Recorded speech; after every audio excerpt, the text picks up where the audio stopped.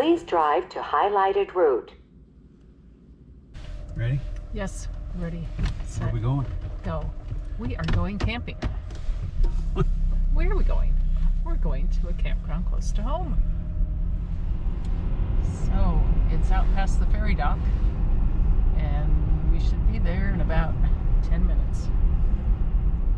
We have a place of interest up here on the right. That estate back there used to be the home of Burl Ives, who was the holly jolly Christmas guy on Rudolph the Red-Nosed Reindeer.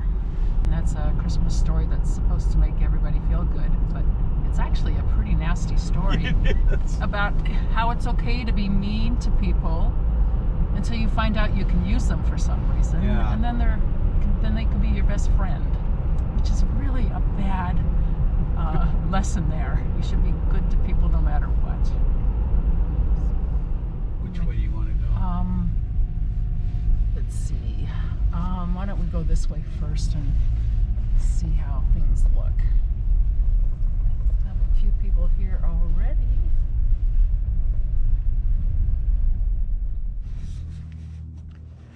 We're just checking to make sure the power is working.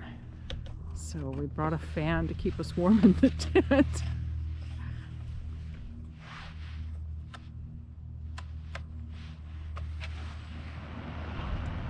Oh yeah.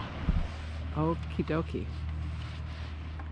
So We be good. we be good. We finally found a site. It took us longer to find a site. Than it did to get here. But we're good. So we have a big flat area for our tent, fire pit, and table, and hookups, water and power. Lots of downfall around here too. And actually a fair amount of, fallen wood. We did bring some wood with us, but it's always nice to find some free stuff.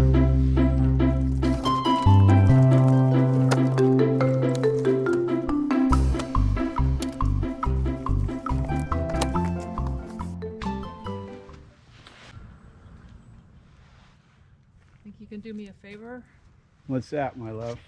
We need a Christmas tree, Really? really. Okay. Okay. Thank you.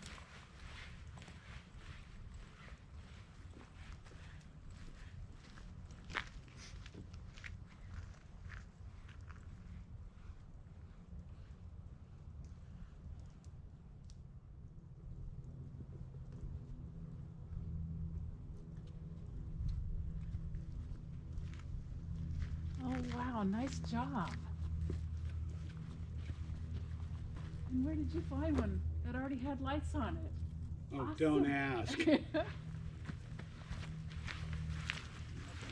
All right, so we are going to be making some gingerbread. This recipe is from Townsend and Sons. It is 2 cups of flour, 2 teaspoons of powdered ginger, and 1 cup of Barbados molasses or light molasses. And I'm sure you've heard the expression, as slow as molasses in January. Well, it still applies to December. So I'm heating this up a little bit to get it more fluid. When I made the first batch at home, I just heated it up in the microwave for about 20-30 seconds. The next part of the recipe is a little bit tricky. It's the wet ingredients. 2 tablespoons of milk, which is divided.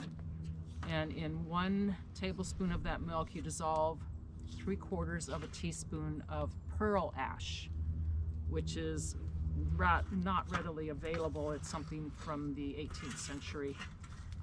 You can get it on the Townsend site, or you can just use baking soda. And then also with the remaining tablespoon of milk, dissolve 1 teaspoon of alum. You can get this in the spice section of stores, but in place of that, you can use 2 tablespoons of vinegar. What the recipe wasn't clear about, if you do use the vinegar, do you still use the milk with it? And when I made it the first time I did, I didn't think 2 tablespoons of milk was going to make that big of a difference either way. And it's a little cold here, so the molasses is starting to thicken up.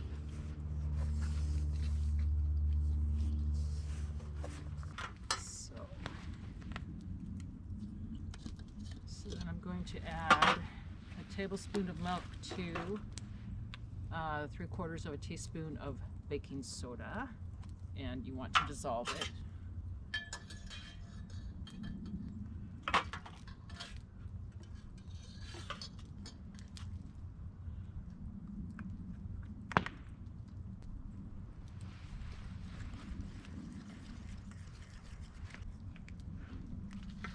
And I'm just going to go ahead and put a tablespoon of milk in the vinegar.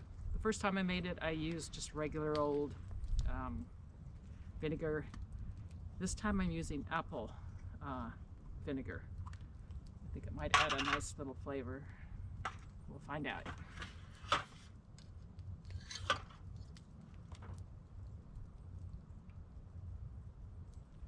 So, for you scientists in the audience, you probably recognize what I have here. I have an acid and a base, and when they come together, there can be kind of an explosion. That's the same, which is what's happening in the bowl here. It's the same idea as when you put baking soda and vinegar in your drains to loosen up a plug. So it's kind of a frothy mixture now. It needs to cook for about 15 minutes if you're using a conventional oven, 400 degrees for 15 minutes. I am using an 8.5-inch Corningware quiche pan, and it needs to be well buttered.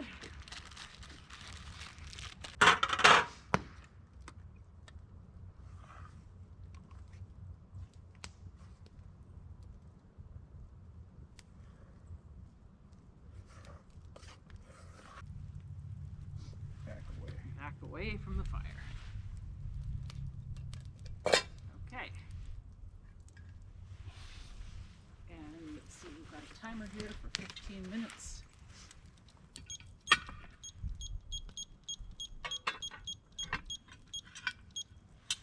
Okay, we'll keep you posted. So we had this in here for about 15 minutes. It wasn't quite done, so we increased the heat. And toothpick came out pretty okay. Little burn around the edge, but no, not too bad. I don't think that's gonna matter to me. That's your piece. And it's freaking hot. So I'm going to be starting the chicken a la king.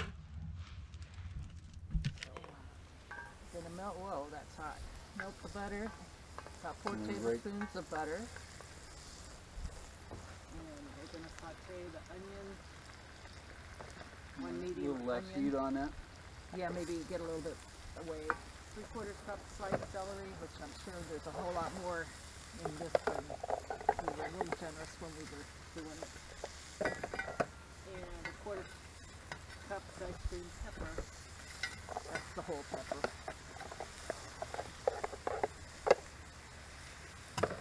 Whoa.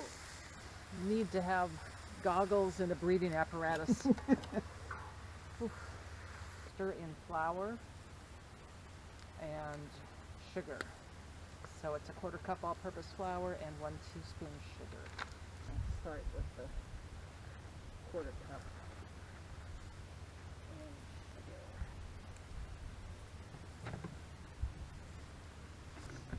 Gradually stir in broth, chicken broth.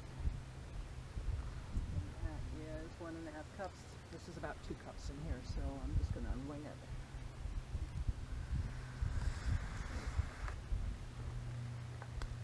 Rotate the handle. Okay. Yeah, that's actually kind of looking like I think it's supposed to. Yeah. Bring to a boil. Boil until thickened, about 1 minute. Reduce the heat. And add cream. Actually, this is half and half, which is what the recipe called for. 1/4 cup. The mushrooms, 4-ounce sliced mushrooms, drained. Oh no, we forgot the chicken. Wait a minute. Add Chicken? Chicken. Where's the chicken? I don't know.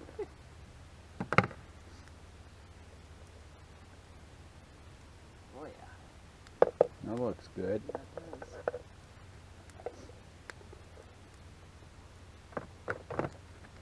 Oh, and it's cooked chicken, cubed.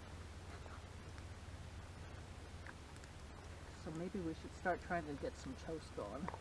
Toast. Toast. Actually pretty easy. One pot meal.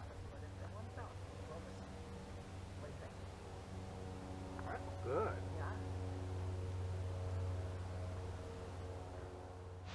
It's time for dessert, and so we're going to see how this turned out. It's a pretty dense, it's a pretty dense bread or cake. Gonna need the chainsaw. Well, it looks like it's going to lift out. Yeah, I'm thinking so. That's heavily butter the pan, is what they said. And yeah, it makes a difference. There. There's yours. Do I need a... I just eat this. I don't straight? think you need silverware. I don't even think you need a plate. I think you just need a mouth. Mmm. Yeah. A little burn on the yeah. bottom, but You would have to point that out. Yeah, it is a little burnt. Cheers. Merry Christmas. Merry Christmas. We wish you and yours the best of everything. Here we are in our tent. Our quasi tent here made out Yeah. of two Polish capes or ponchos or rain. Two Polish ponchos that are buttoned together, and they have these poles and stuff that hold it up. Poles that hold up a Polish tent. The poles do it. Yeah. How many poles does it take to hold up a Polish tent? In this case, just one. Yeah. Anyway, we got our thermarest and our The narrow one, so we can't narrow really ones. roll from side roll to side. to side to side. We have our 32-degree bags, Which really don't, they're not. do that. No. They say and then we 32. have our American wool blankets. Yeah. Which will probably be our warmest item. Yeah. And then the puffies on top with the hood for me. Well, for her. For me. I sleep Yeah. very cold, so I Anyway, need and then lots of she's warmth. got her feet wrapped up. I do. I actually took my sweater off, turned it inside out, and stuffed the foot of my sleeping bag into it. And that way I have like a foot sock down there. So I have an extra layer or so around my feet, because my feet get very cold at night. And then when it gets really, really bad, Really bad. we have the electric heater. Only because we can. We paid for a hookup, so by God, we're By going to get our God, we're money's using worth. it. All right, So- so it's time to go to bed And I guess we'll see you in the morning, so and have a great night and Merry Christmas. Merry Christmas. Merry Christmas. Well, good morning, gang. We made it through the night. It's cold. Cheers. So the plan for today, once it gets light and we get warmed up a little more, is pack up our gear, throw it in the Honda, and travel back home. Take 47.